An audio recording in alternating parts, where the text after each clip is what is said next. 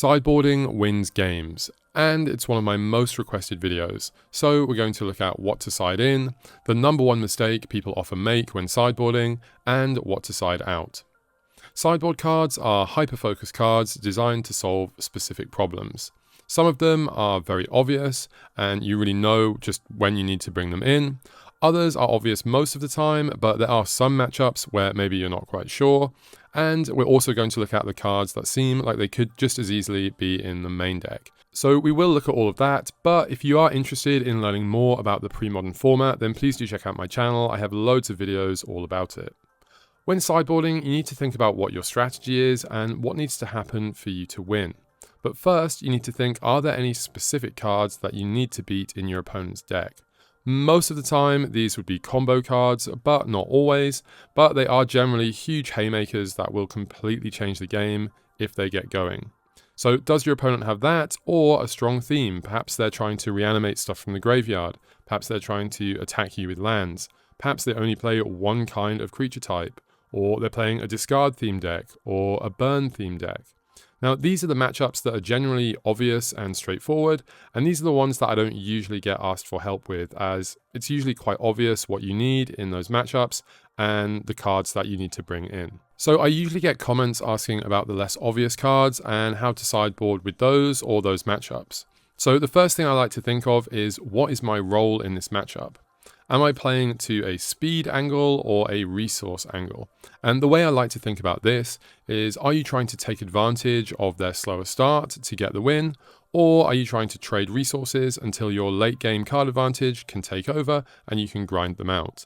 Generally speaking, combo decks and aggro decks are usually attacking on a speed angle, whereas control decks and to some extent mid-range decks are usually working the resource angle, although it is very matchup dependent.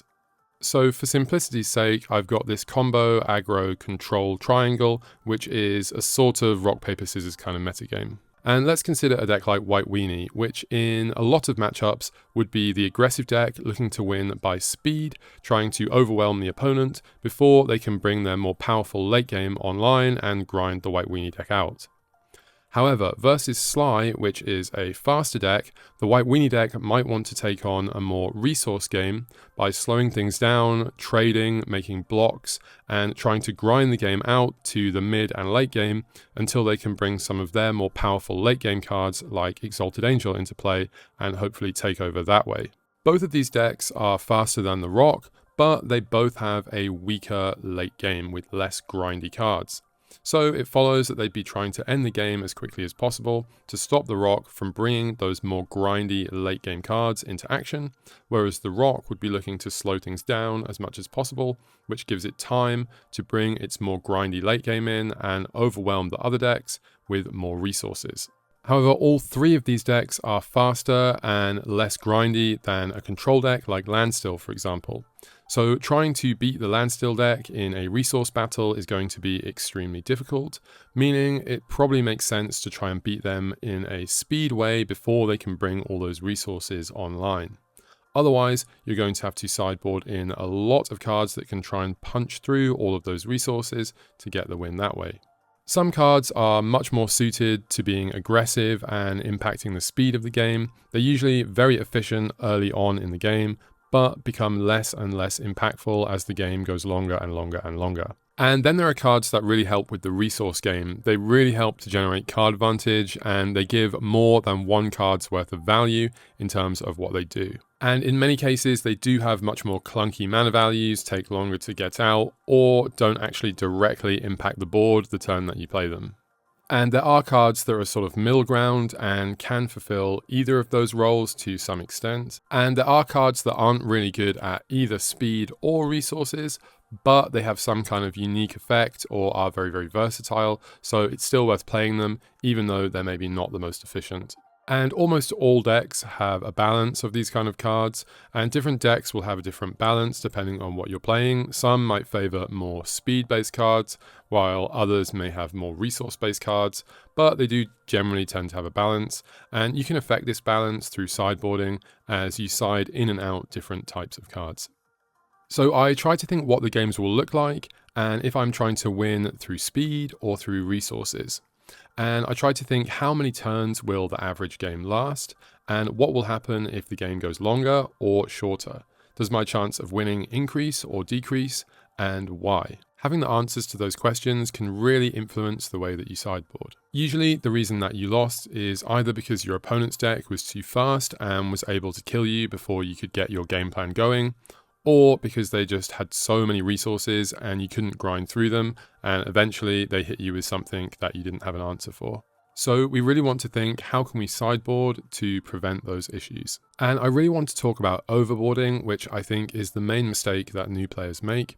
So you don't want to take out integral cards or switch a large portion of your deck, because if you switch 10 cards, for example, that's going to drastically impact how your deck works. It's going to drastically change the mana curve, the resources, and then your deck won't function like it's supposed to. And you don't want a situation where you can't beat your opponent's threats because of all the sideboard cards you keep drawing, or that your deck is now so slow that it gives your combo and control opponents just excess time to set up everything they're trying to do. I try to think what the games would look like if I drew multiples of the card that I'm thinking of siding in or taking out. For example, think about drawing 3 Fact or Fictions very early on against a very aggressive red deck. Clearly, you're not going to have the time to cast them all, they don't impact the board, and they're quite a lot of mana, so definitely they're going to be dead cards in your hand, and you're going to lose before you can actually use all of that card advantage. However, if you draw 3 mana leaks, the situation is completely different. It's a much cheaper card, it interacts with the opponent directly, and it could actually do a very good job of slowing the game down so that you actually stand a much higher chance of winning. But then consider the same cards against a very slow control deck. That third Fact or Fiction is still extremely useful on turn 15 and could definitely help you get back into the game or win.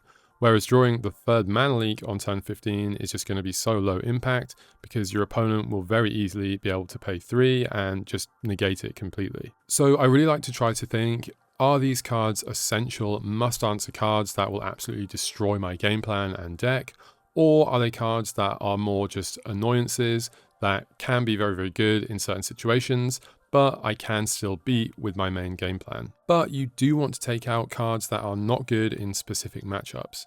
For example, I like to take out Duress against aggressive creature decks because I think by turn 5 they've probably emptied their hand and they're mostly creatures, so the chance of it being high impact isn't that great. Similarly, Curse Scroll is not very good against fast combos because it takes a lot of mana to get going and I'm not going to have time to grind them out. So probably I have better options in my sideboard. So I try to think about my role in the matchup, about how I win and what the best and worst cards at making that a reality are. Then I decide what I want to side in and out, and afterwards I try to reflect and evaluate how good the cards I put in actually were. So against super fast and efficient decks, you need super fast and efficient answers. Against aggro decks, it's usually creature removal or creatures that are very good at blocking.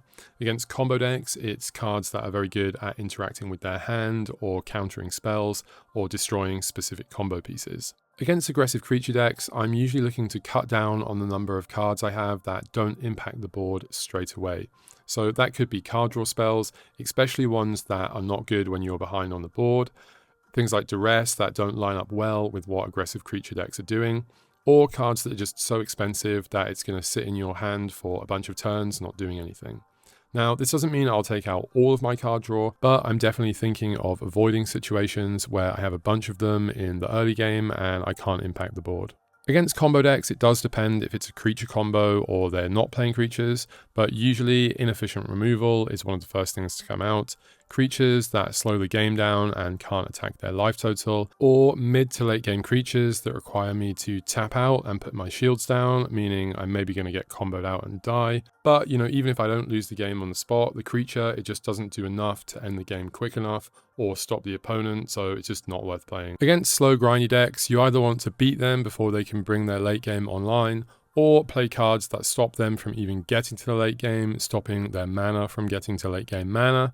Or you can bring in cards to help yourself gain some card advantage, recursive threats, cards that are so impactful to the game that they're just must answer, or they attack from a slightly different angle. I like to take out lower impact cards against them. It really depends on the matchup and the decks, but generally speaking, cards that are not good if you draw them in the mid to late game. So I like to try and think about every card, what it's for, is it efficient and effective in this particular matchup, and how it's going to play out. I like to follow this general rule. If I really want a specific card in the early game, I'll play 4. If I just want 1 in the late game, but I don't want too many, then I'll just play 1 or 2. And one other thing to be aware of is transformational sideboards. That's when a deck can completely shift up its game plan to a different game plan when sideboarding.